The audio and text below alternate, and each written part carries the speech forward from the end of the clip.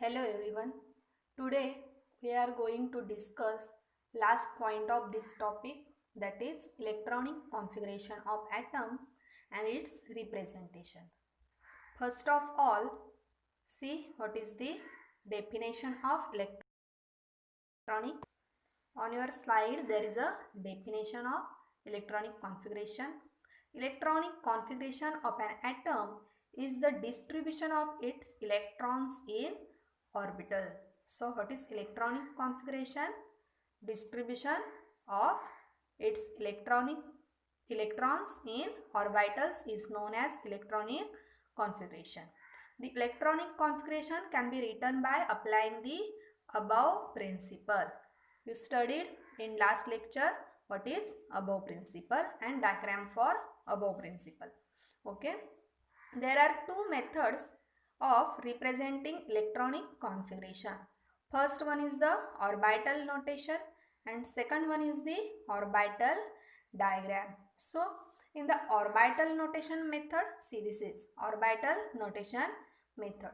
A shell is represented by the principal quantum number followed by respective symbol of a subshell. See here, a shell is represented by respective symbol of a subshell and number of electrons occupying that subshell being written as superscript on right side of the symbol.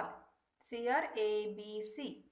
Okay, म्हणजे orbital नोटेशनमध्ये electronic configuration कसं represent केलेलं असतं तर principal quantum number आधी लिहिलेला असतो, त्याच्यानंतर सबशेलचा सिम्बॉल लिहिलेला असतो आणि त्याच्यानंतर त्या सबशेलच्या सिम्बॉलवरती राईट साईडला काय लिहिलेलं असतं, त्या शेलमध्ये किती इलेक्ट्रॉन प्रेझेंट आहेत ते लिहिलेले असते. Okay, and in second method, that is in orbital diagram method, each orbital in a subshell is represented by a box and the electron represented by an arrow. Okay, so see here in orbital diagram, each subshell is represented by box and electrons are entered in this box by using arrow. आता orbital diagram मध्ये काय केलेलं असतं तर box काढलेले असतात orbital सबशेल्ससाठी. एसचं किती सांगितलं होतं मी, एससाठी किती ऑर्बिटल्स असतात, 1 असतं जे स्पेरिकल असतं. पीची किती असतात ऑर्बिटल्स, 3 असतात, P x, P Y, P Z, बरोबर ना. म्हणून पी सबशेल असताना इथे बघा, पी सबशेल असताना 3 बॉक्स काढलेले आहेत, डी सबशेल असताना किती काढलेले आहेत, 5 बॉक्स काढलेले आहेत, एस सबशेल असताना किती काढलेले आहेत, 1 बॉक्स काढलेला आहे, बरोबर ना. बघा परत एकदा, सी हिअर, पी साठी 3 बॉक्स, डी साठी 5 बॉक्स आणि एस असताना, एस सबशेल असताना 1 बॉक्स काढलेला आहे, बरोबर ना. तर ऑर्बिटल डायग्राममध्ये अशा प्रकारे सबशेल्ससाठी बॉक्स काढून त्याच्यामध्ये इलेक्ट्रॉन फिल्ड केलेले असतात. Okay, so there are 2 methods of representing electronic configuration. First one is the orbital notation method and second one is the orbital diagram. Okay, electronic configuration of a few element is illustrated in this table. See here, in first column element symbol is given, in second orbital notation, that is electronic configuration by using the orbital notation method, and in last column electronic configuration by using orbital diagram. So see, first example, hydrogen. What is the atomic number of hydrogen? 1. Therefore its orbital notation will be 1s1. ही diagram follow करायची आहे तुम्हाला. Okay, ही कशाची diagram आहे, increasing order of energies of ऑर्बिटल्सची, बरोबर ना. अबव प्रिन्सिपल मध्ये आपण शिकलेलो आहोत की increasing order of energies of ऑर्बिटल्सने अशा प्रकारे डायग्राम दिलेली आहे. हे ऑर्बिटल्स जे आहेत ते त्यांच्या इंक्रीजिंग ऑर्डर ऑफ एनर्जीने मांडलेले आहेत. मग आता आणि ह्याच्यासाठी एक इलेक्ट्रॉनिक कॉन्फिगरेशन एक महत्त्वाचं लिहून ठेवा वहीमध्ये कुठेतरी, की एस सबशेलमध्ये तुम्ही जास्तीत जास्त 2 इलेक्ट्रॉन एंटर करू शकता. ओके, त्याच्यानंतर पी सबशेलसाठी 6 electrons. Okay, D subshell, for D subshell 10 electrons, and for F subshell 14 electron. So write down this in your notebook. So you will solve the electronic configuration easily. हे तुम्ही एका वहीत लिहून ठेवा कुठेतरी. एस साठी आपण किती इलेक्ट्रॉन फिल करू शकतो? 2. जास्तीत जास्त 2 इलेक्ट्रॉन भरू शकतो एस सबशेलमध्ये. त्याची कॅपॅसिटी संपली की आपण नेक्स्ट शेल ओपन करायची. पी मध्ये किती भरू शकतो इलेक्ट्रॉन? 6. बी मध्ये 10 इलेक्ट्रॉन फिल करू शकतो आणि एफ मध्ये 14 इलेक्ट्रॉन. तर हे कुठेतरी लिहून ठेवा. Okay. So first hydrogen, its atomic number is 1, therefore its electronic configuration will be, पहिली कोणती शेल आहे? 1s. मग काय येणार? ऑर्बिटल नोटेशन मध्ये काय येणार? 1s आणि त्याचा ॲटॉमिक नंबर 1 आहे, बरोबर ना? मग किती इलेक्ट्रॉन एंटर होणार एस सबशेल मध्ये? 1 इलेक्ट्रॉन एंटर होणार. म्हणून याचं इलेक्ट्रॉनिक कॉन्फिगरेशन काय लिहिलेलं आहे? 1s1. हे एसच्या डोक्यावरती 1 लिहिलेले आहेत म्हणजे काय? ते काय इंडिकेट करतं? Electrons present in the S subshell. Okay. Then orbital diagram. Orbital diagram कोणती सबशेल आहे प्रेझेंट? एस सबशेल प्रेझेंट आहे. मग किती बॉक्स काढणार? एकच बॉक्स काढणार, कारण एस साठी किती? एकच ऑर्बिटल असतं, म्हणजे आपण एक बॉक्स काढणार, बरोबर ना? नेक्स्ट, आता त्याच्यात इलेक्ट्रॉन फिल करायचे आहेत. किती आहेत इलेक्ट्रॉन एस सबशेल मध्ये? आपण लिहिलेले 1 आहेत, बरोबर ना? मग किती ॲरो येणार याच्यात? एकच ॲरो येणार. समजलं? अशा प्रकारे ऑर्बिटल डायग्राम अँड ऑर्बिटल नोटेशनने इलेक्ट्रॉनिक कॉन्फिगरेशन लिहायचं बाय यूजिंग दिस डायग्राम. और you may by heart this series. 1s is less than 2s is less than 2p, or simply remember this diagram. Next, for second, helium. What is the atomic number of helium? 2. Therefore its electronic configuration will be 1s2. See here, 1s2. Why 2 here? Because helium holds 2 electrons in its s subshell. Okay. त्याच्या S subshell मध्ये किती electron असणार आहेत? 2, कारण त्याचा atomic number काय आहे? 2. Atomic number म्हणजेच काय? नंबर ऑफ इलेक्ट्रॉन्स, बरोबर ना? Atomic number is nothing but the number of electrons. मग जेवढा त्याचा ॲटॉमिक नंबर तेवढेच त्याच्यामध्ये इलेक्ट्रॉन्स असणार आहेत. म्हणून याचं ऑर्बिटल नोटेशनने इलेक्ट्रॉनिक कॉन्फिगरेशन काय असणार आहे? 1s2. आता बॉक्स डायग्राम बघा. ऑर्बिटल डायग्राम काय येणार आहे? किती इलेक्ट्रॉन आहेत? 2 इलेक्ट्रॉन. मग एका ऑर्बिटमध्ये जास्तीत जास्त किती इलेक्ट्रॉन राहू शकतात? According to Pauli exclusion principle, 2 electrons. Okay. Only 2 electrons can occupy the same orbital and they must have opposite spin. त्यांचा स्पिन कसा असला पाहिजे? अपोजिट असला पाहिजे. मग एक इलेक्ट्रॉन जर आपण असा अपवर्ड डायरेक्शनने इंडिकेट करतोय, तर second electron must show in this way. Okay. अशा प्रकारे अपोजिट स्पिनने दाखवलेले आहेत electron. Next, for lithium atomic number is 3. Therefore its electronic configuration will be, see here, 1s. What is the capacity of S subshell to hold electrons? 2. Okay. म्हणजे जास्तीत जास्त S सबशेलमध्ये 2 electron राहू शकतात. आता आपल्याकडे इलेक्ट्रॉन्स किती आहेत? 3 इलेक्ट्रॉन्स आहेत, बरोबर ना? लिथियमचा ॲटॉमिक नंबर 3 आहे, म्हणजे त्याच्याकडे किती आहेत इलेक्ट्रॉन्स? 3. Therefore 1s2. मग झाले, एसची कॅपॅसिटी संपली. जास्तीत जास्त तो 2च इलेक्ट्रॉन अकोमोडेट करू शकतो. नेक्स्ट, मग आता काय करायचं? नेक्स्ट सबशेल ओपन करायची. कोणती आहे next subshell? 2s. Therefore 2s किती येणार आता इथे? ॲटॉमिक नंबर 3 आहे. 2 ऑलरेडी आपण फिल केलेले आहेत. राहिले किती? 1, बरोबर ना? मग इथे काय येणार? 2s1. 1s2, 2s1. This will be the electronic configuration for lithium atom. And its orbital diagram will be, see here, both are s orbitals or s subshells. Therefore, draw 2 boxes. This is for 1s and this will be for 2s. Okay. So in 1s subshell there are 2 electrons present and show them by opposite spin. Then in 2s only 1 electron is present, so indicates in this way. So this will be the orbital diagram for lithium. Lithium साठी हे orbital diagrams असणार. Next, for beryllium atomic number 4. Therefore its electronic configuration will be 1s 2, 2s, 2. C 1s, एसची capacity 2 electron fill करण्याची. मग हे S orbital fulfil झालं. Next shell open केली. दुसरी पण कोणती आहे? एस साठीच आहे. 2s, 2. कारण का ह्या वरच्या दोघांची बेरीज किती झाली पाहिजे? 4 झाली पाहिजे. समजलं? कारण ॲटॉमिक नंबर किती आहे त्याचा? 4 आहे. ओके. सो ऑर्बिटल डायग्रॅम, हे 1s साठी ऑर्बिटल झालं, हे 2s साठी ऑर्बिटल झालं. 2 इलेक्ट्रॉन अकोमोडेट करा याच्यामध्ये.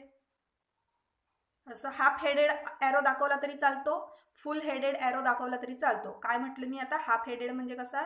अशा प्रकारे दाखवलात तरी चालेल, किंवा फुल हेडेड म्हणजे अशा प्रकारे ॲरो दाखवलात तरी चालतात. समजलं? तर अशा प्रकारे ऑर्बिटल डायग्राम्स काढायचे आहे. Next for fluorine, see here. What is the atomic number? 9. Okay. So electronic configuration will be 1s, 2. Okay. Then next subshell 2s, 2. Okay. So now how many electrons remain? Here 4 electrons filled in s orbitals. Okay. Now how many electrons remain? 5 electrons, because fluorine has atomic number 9. So open next subshell 2p. Okay. 2p. p ऑर्बिटलची किंवा p सबशेलची capacity किती आहे electrons hold करण्याची? किती सांगितली मी? p साठी किती electron आपण fill करू शकतो? 6. जर 6 फिल करू शकतो तर 5 राहू शकतात त्याच्यात, बरोबर आहे ना? मग इथे किती लिहिणार आपण? 5. ओके. जर 7 असते तर काय झालं असतं? इथे जर आता ॲटॉमिक नंबर इन्क्रीज असतं, जास्त असता.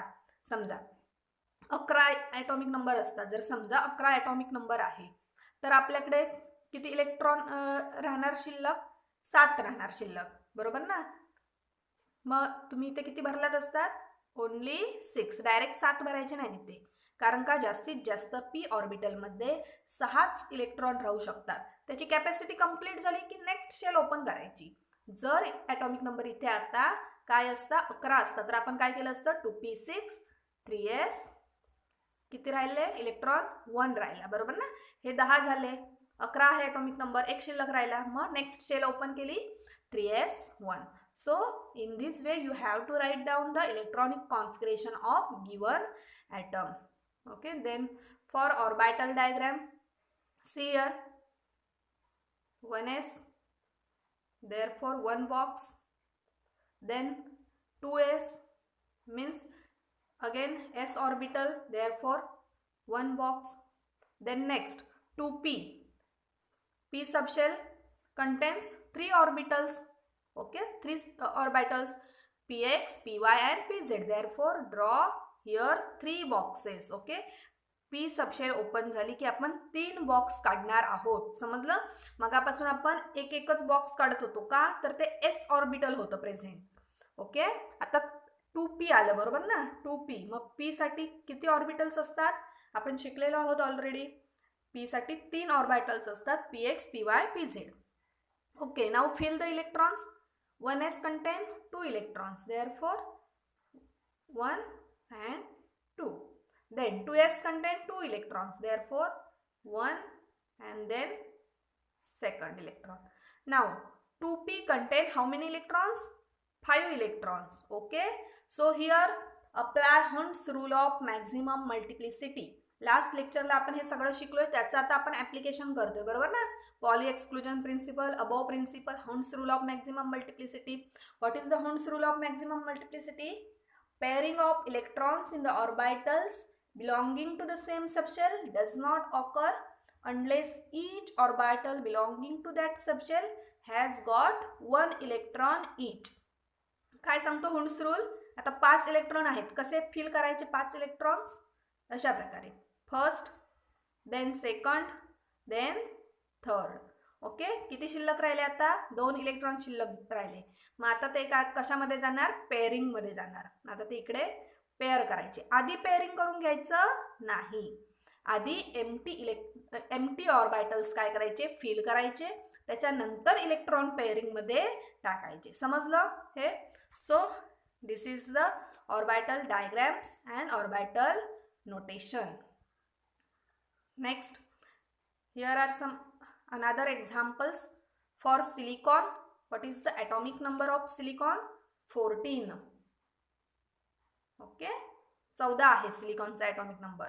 Then see here its electronic configuration 1s2, 2s2, 2p, 6, then which shell? 3s2, then 3p2.